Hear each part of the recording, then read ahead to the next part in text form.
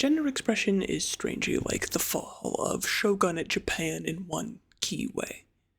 It may sound like I have an intensive warm-up routine to be able to make a stretch that big, but as somebody who has begun the process of medically transitioning a little over a year ago, and has had a childhood fascination with feudal Japan for a much longer time that matured the same time I did, the way American society handles the presentation of gender to our youth is eerily alike the way that it handles educating our youth about foreign history.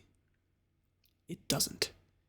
Well, it barely does. A brief mention in sexual education at best. If the teacher is being generous, there may even be a question about it on the associated quiz.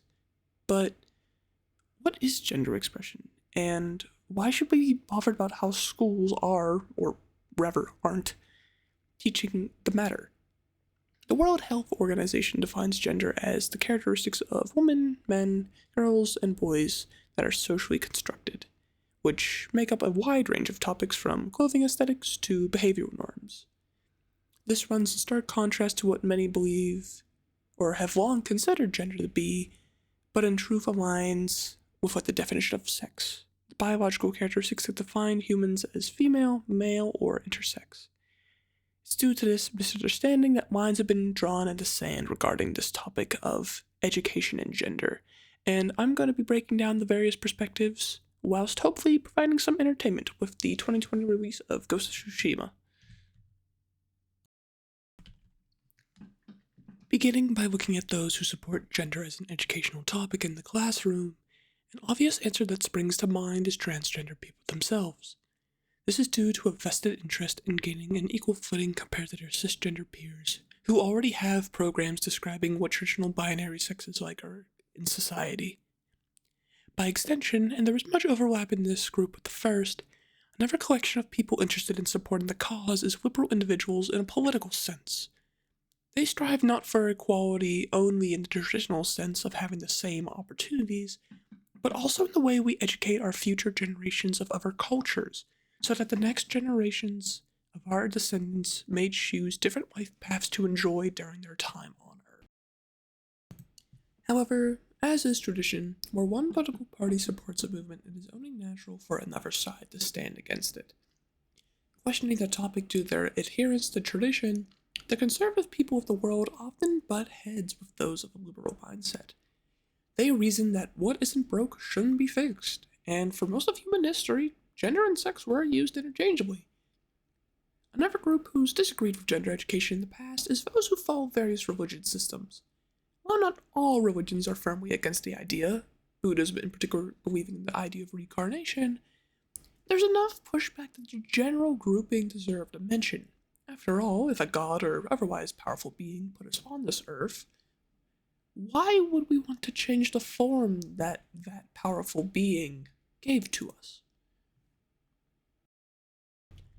Though often understated in American society, those who get caught in the crossfire are crucial to how these choices get made. Educators and doctors may fall anywhere in the political spectrum and have their own personal ties to one of the ideas listed previously, but their obligations to their duty plants them in a central position to the conflict.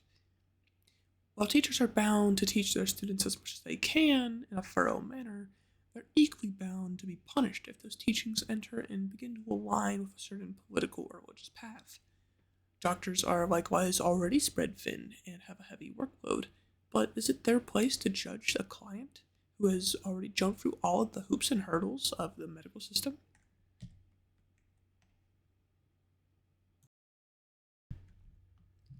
The answer to this question may be found through the lenses of ethics.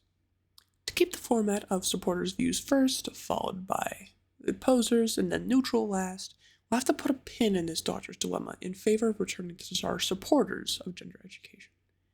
The ethical principles that stand out for the supporters' side would be ones of self-identity, such as self-concept, as well as other themes such as social justice, government freedoms, and even aesthetics. Self-concept is a deeply personal thing that only an individual can understand about themselves, but an important part of learning yourself is learning labels you can latch onto to better explain yourself to other people. This is due to human beings being inherently social at our core, which also explains why we band together in social structures.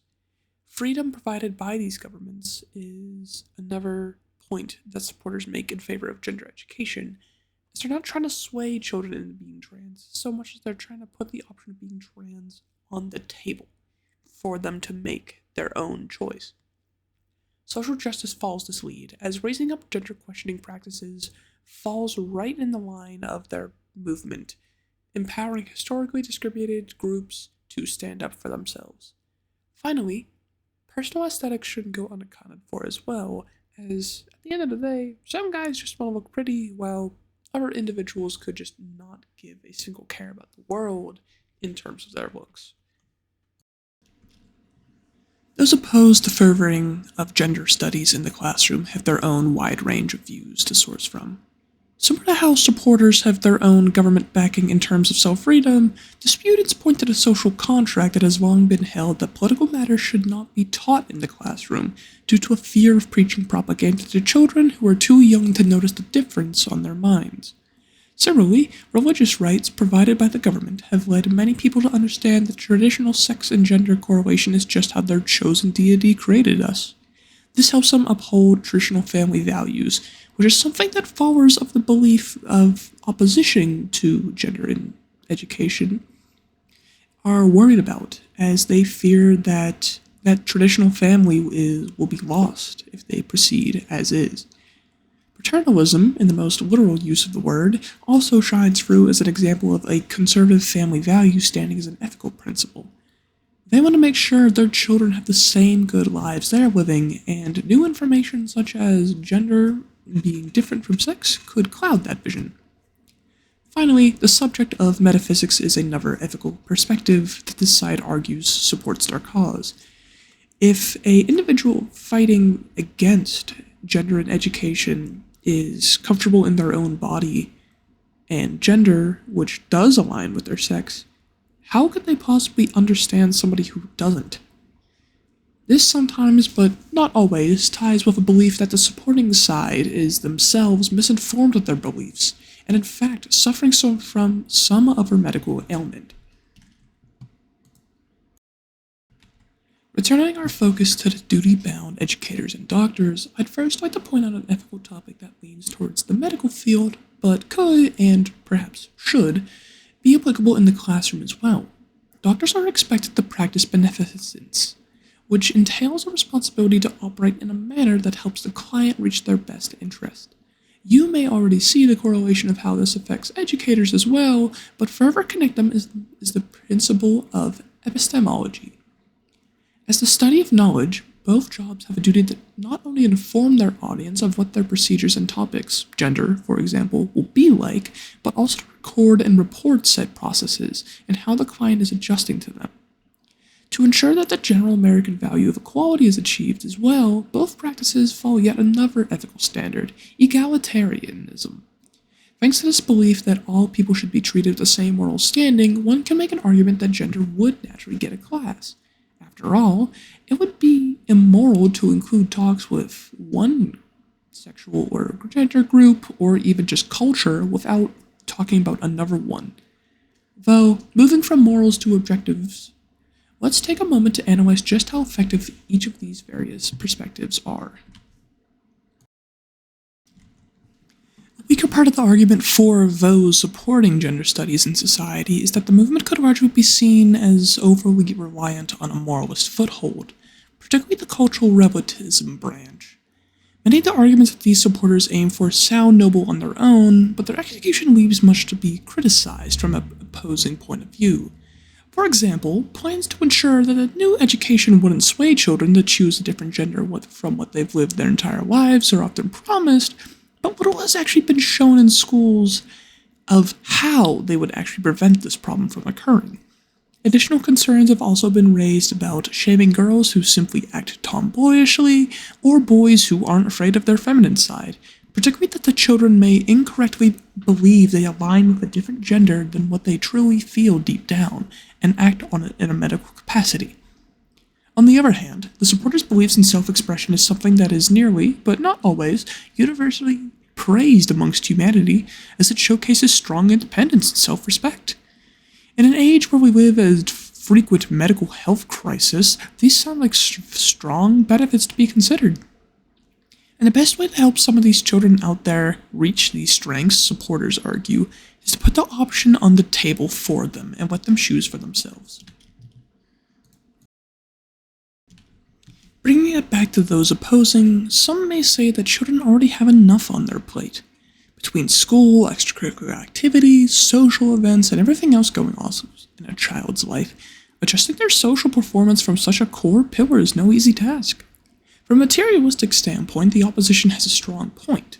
Schools would be spending more resources on the topic, parents would be left to revamp an entire wardrobe, or even have to begin planning for the expensive surgeries that insurance largely doesn't help with. Religious believers may also say, who are we to play the role of God upon our very own bodies? It's one thing to change your weight and framework via dieting and exercise, but spending resources on things like bodily surgeries is sometimes believed to go against the act of creation that brought us into this world. However, for all the strengths that these arguments may have for focusing on materials, they could potentially leave out a critical gap between the child and the parent, which the strong familial unit that these traditional conservative families support so often. It places a very high agency in the hands of the parents, not the children. If a child truly feels wrong during their childhood, but doesn't know why, they might naturally think that something else is wrong with them, and continue to seek diagnosis in a place that wouldn't come from it. Further compounding this issue is the possibility of the child later on in life learning that gender care was an option, but no one thought to present it to them. This could lead to feelings of resentment for both the educational system, which would lead to less individuals following educational paths, which would further result in less material-producing society, despite it also being the side's greatest strength, but far more importantly, it could cause a rift between the child and their family due to the gap of information. Perhaps the strongest standpoint from an objective sense comes from those who would be directly handling the education themselves, which makes sense whenever one takes a moment to think about it. Of course they know their own role. This neutral batch of doctors and teachers understand the importance of helping a client or student achieve their goals without pressing a choice onto them. It's important to note that they also understand the consequences if they were to overstep one of these lines as well, as reputation goes a long way in these respective industries. To bring the topic home, I'd like to throw my own hat into the ring. Being a trans woman interested in pursuing a social work as my career of choice, I'm naturally a supporter of having terminology I believe in be showcased to our youth so they may make their own choices. However, I am mindful of the opposing side's arguments and can appreciate the truth behind some of the concerns. Children are easily swayed, and ultimately, I believe it never should be someone's final goal to sway a child to change anything about themselves, most importantly in this topic, gender. Having neutral educators and doctors take hold of the torch rather than politicians, social justice enthusiasts, or religious believers is likely to lead to the best outcome for all parties in the long run, from my perspective. This comes from an area of philosophy that we talked about early on in our open days of class, logic. It is only an educator's role to present a topic to students in a way that gets their attention, but not persuade them to cling on to it in the process.